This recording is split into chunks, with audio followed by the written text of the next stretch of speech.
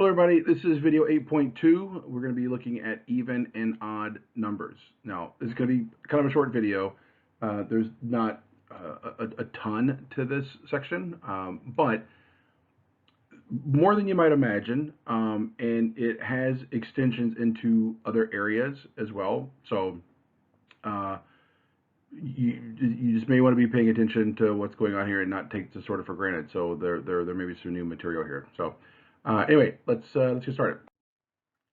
So we should define these two terms, even though I'm going to imagine most of you already have some sort of idea of what these mean. By the even numbers, we mean even numbers that are evenly divisible by 2. By the odd numbers, we mean numbers which leave a remainder of 1 when divided by 2. So we could take an example of these.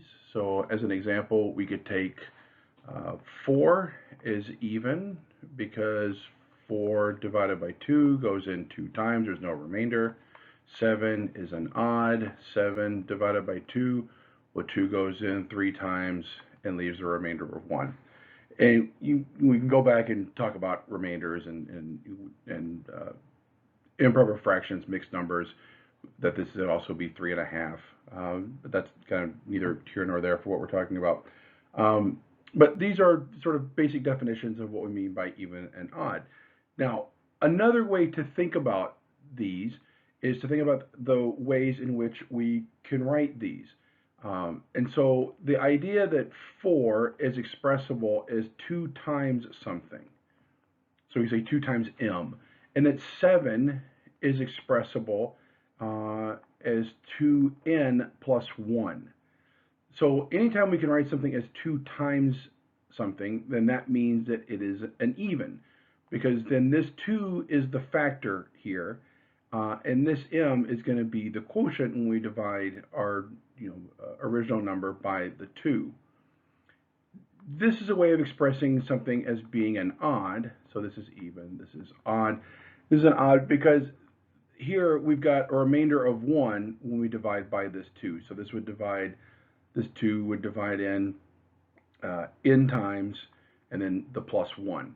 So these two forms of the 2m and the 2n plus 1 as ways of writing evens and odds are really useful for doing a lot of proofs, a lot of sort of like basic proofs around odds and evens, problems like, if we multiply 2 odds, that we always get an odd, or that if I add 2 odds that I always get an even. So these forms are useful a lot for like really basic rudimentary proofs that you might see in a K-6 classroom, sort of an introduction to formal rigorous mathematical proof. So this alone might be something new as far as evens and odds, these forms as well as the utility of those forms. So I want to talk about what this looks like in terms of base 10 blocks. So if we take the 7 from before, so we've got 1, 2, 3, 4, 5, 6, 7. So we can write this out as 7 blocks, or show this in 7 blocks. So how would we show the oddness of 7 using these blocks? Well, it's the same idea as what we did before. So we have to be thinking about what division with the remainder looks like in terms of these blocks. And so if we wanted to use our measurement model, so we'll do measurement in green, we could go 1, 2, 3, with 1 left over. So we could see that 7 is 2 times 3 plus 1. Or if I wanted to do it as my partitive model, I know I'm going into 2 groups. So I've got 1, 2, 3, 4, 5, 6, 7. So I've got this piece left over. So I've got 2 groups. So I've got 2 groups. Each contains 3 with 1 left over. So I've got my measurement here and partitive here. So I can see, using the base 10 blocks both this way. Now I want to extend this a little bit further. We've been talking about single-digit numbers, but what does this mean in terms of two-digit or three-digit or four-digit numbers? So if I take a number like 175, so is this going to be even or odd? Now, if I were to take, here's my 100, 1, 2, 3, 4, 5, 6, 7, and then 1, 2, 3, 4, 5. So is this going to be even or odd? One of the things that is important to show with students, because this gets us into ideas of divisibility, which is what we're going to be talking about next. And so odd and even is a good starting point for this conversation, because there's really only two options. Either it's even or it's not. It's divisible by 2, or it leaves a remainder of 1 when we divide it by 2. But we can extend this into larger place values. So this 100 block, we know that this block right here is evenly divisible. We could split this in half and we get 50 and 50, right? And we could take all of these 10s and split them all into 5s and 5s. So if we think about this from this partitive model,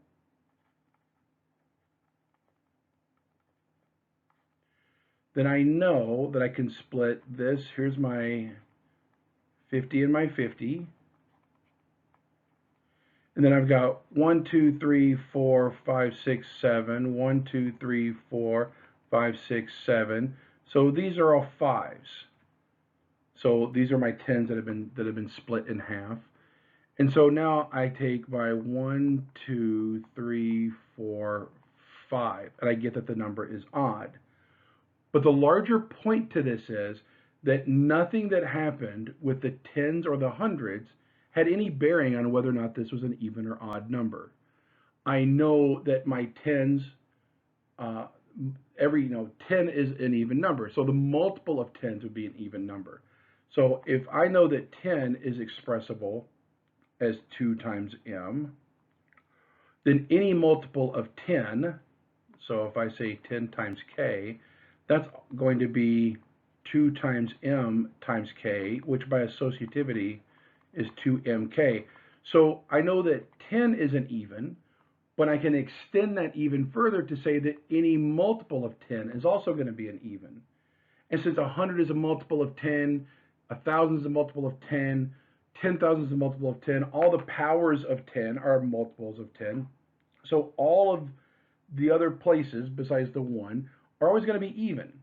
And so all I need to really look at is this 1's place to determine if it's odd or even. Again, mathematically, probably not the most earth-shattering idea, but like I said, it gives us a basis for talking about divisibility rules going forward. It allows us to talk about divisibility by 5, by 10, even by 4, even by 8, which we'll talk about in the next section. So that's what I'm saying. This section on odd and even, if you just know, well, odd, even, odd, even, odd, even, or you divide it by 2, and that's a starting point. But understanding where this topic leads allows you to teach this topic from a position of a lot greater intentionality. It allows you to set the stage for the topics that are going to be following it. And really, this is leading us into divisibility. So for your checkpoint, I want you to consider, is 0 an even or odd number? Or maybe it's neither. Maybe you're convinced that it's neither. If you don't think that it is neither, is it possible for any number to be neither odd or even? Or is it possible for a number to be both odd and even at the same time? So I'll leave these questions with you. If you have any questions, as always, please be sure to let me know and we'll get them answered. All right, thank you.